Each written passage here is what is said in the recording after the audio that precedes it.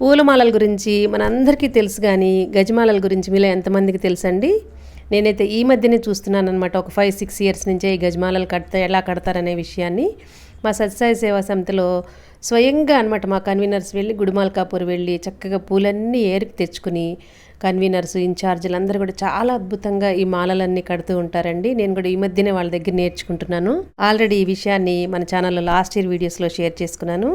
నిన్న మాకు మేడ్చల్ మల్కాజిగిరి జిల్లా మొత్తం 21 సమితులు అందరూ కలిసి ఇక్కడ ఏసరావు నగర్ అనుపురం కమ్యూనిటీ హాల్లో సాధన క్యాంపు నిర్వహించుకోవడం జరిగిందండి. దానికోసం అని చెప్పేసి డెకరేషన్ చేసే సేవ ఏసరావు నగర్ సమితి వాళ్ళకి ఇచ్చారనమాట. ఆచార్య గారు అని చెప్పేసి మా సమితికి స్పిరిచువల్ కోఆర్డినేటర్ అనమాట.